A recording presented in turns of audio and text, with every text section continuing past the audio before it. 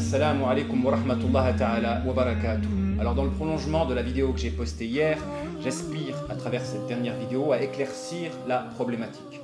Comme je l'ai souligné, mon objectif n'était pas de réveiller une dissension passée. Bien au contraire, mon objectif était de mettre en évidence que les deux groupes ont fauté dans le sens où les deux ne se sont pas tolérés ou respectés alors que leur divergence n'était que la conséquence d'une différence de référentiel dans l'appréciation de la problématique. À ce sujet, l'imam Razali, rahmatullahu alayhi, apporte une image élégante dans le sens où il dit si deux personnes sont dans une pièce obscure et qu'il y a un éléphant et que chacun touche une partie de cet éléphant-là, l'un va dire c'est un fouet, l'autre va dire c'est un poteau, parce qu'ils vont toucher juste une partie restreinte de la chose. Les deux en réalité ont raison, mais les deux ont faux, dans le sens où ils n'ont pas une vision globale de la chose, des conséquences, du caractère restreint de leur référentiel. Il en va de même de ces groupes qui ont divergé et qui ont apprécié cette problématique à travers un référentiel restreint. Les uns ont apprécié la problématique à travers un œil temporel et limité, tandis que les autres ont tenté de l'observer à travers un œil absolu. Donc mon objectif était de mettre en évidence que la faute consistait à exclure l'autre et à ne pas le respecter, alors que la divergence n'était que la conséquence d'une différence de référentiel. Et c'est pourquoi, en réalité, comme je l'ai souligné, la véritable posture, c'est celle qui consiste à croire que le Coran est une parole incréée, comme l'ont soutenu les salafs. En réalité, je suis profondément salafi, dans le sens où ma croyance est celle des salafs.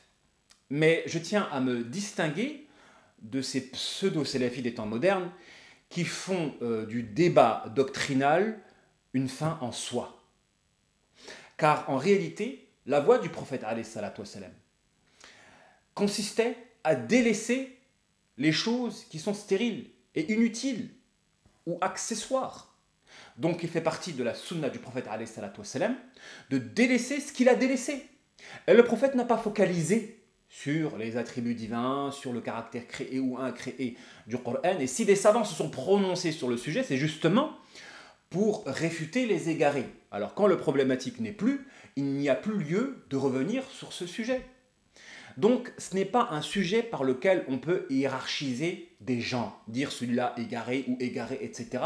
Puisque ce n'est pas une problématique qui relève de l'essentiel. Et il est à mon sens important de distinguer ce qui est essentiel et ce qui est accessoire dans la religion.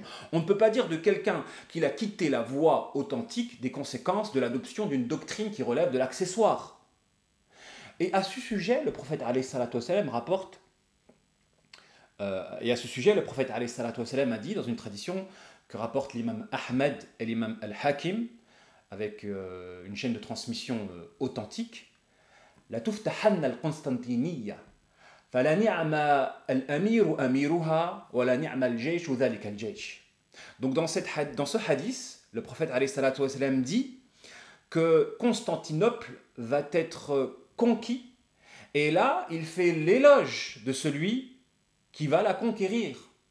Fala ni'ma al-amiru amiruha, wa la ni'ma al-jayshu dhalika al-jaysh. Quel bon Amir, celui qui va justement diriger l'armée qui va conquérir Constantinople. Et nous savons que celui qui a conquis Constantinople était Mohammed al-Fatih, rahmatullahu alayhi, et qu'il était de croyance ash'arite. Donc ça pose le sujet. Est-ce que le prophète alayhi salatu wassalam peut faire l'éloge d'une personne qui, entre guillemets, ne fait pas partie du groupe des Ahl al-Sunnah wa Jama'a? Alors cet argument-là ne tient pas à soutenir que ceux qui sont ash'arites sont dans la voie droite.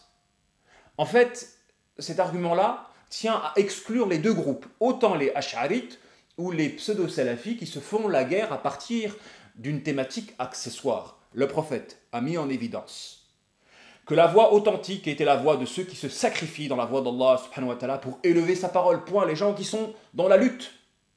Donc c'est ni les ash'arites, ni les pseudo-salafis qui vont focaliser sur des questions accessoires de la religion jusqu'à s'opposer et à s'exclure les uns les autres de la voie droite. Le prophète alayhi salatu wassalam savait qu'il y a des choses essentielles et des choses accessoires. Et devant les choses essentielles, les choses accessoires ne méritent même pas de générer de la dissension, de l'opposition entre les croyants. Fala ni'mal amiru amiruha, point. C'était un homme qui a sacrifié sa vie et qui a fait quelque chose de grandiose pour l'islam. Il a conquis Constantinople. Donc la voie droite, elle est dans la voie de ceux qui cherchent à sacrifier leur vie pour élever la parole d'Allah subhanahu wa ta'ala. Et vous avez des gens à l'heure d'aujourd'hui qui débattent sur des sujets accessoires, les points de doctrine, etc., etc., alors que la communauté musulmane est en train de se faire massacrer ici et là sur terre. Donc, à travers cette thématique-là, mon objectif était de mettre en évidence que la voie authentique est la voie des salafs, et la voie des salafs se reconnaît au fait qu'ils ont délaissé ce qui ne méritait pas d'attirer notre attention.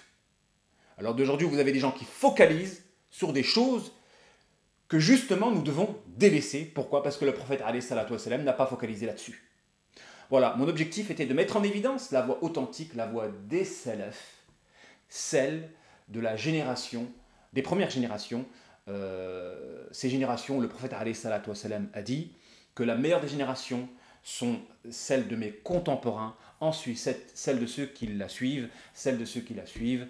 Pourquoi? Parce que plus on est proche de la révélation, plus on est proche de la droiture, et moins on va être tenté par les dissensions, les égarements qui se reconnaissent à ces gens qui focalisent sur des questions accessoires. Ce n'est pas de la science que de focaliser sur des questions accessoires. Alors d'aujourd'hui, vous avez des gens qui étalent leurs connaissances, qui aspirent à mettre en évidence leur ego par l'action d'étaler leur savoir. Alors que la science authentique est celle par laquelle nous comprenons la foi et nous agissons avec sagesse, c'est-à-dire de la manière appropriée, à savoir travailler à élever la parole d'Allah subhanahu wa ta'ala, particulièrement dans notre contexte où l'islam est humilié, où l'honneur des musulmans est bafoué.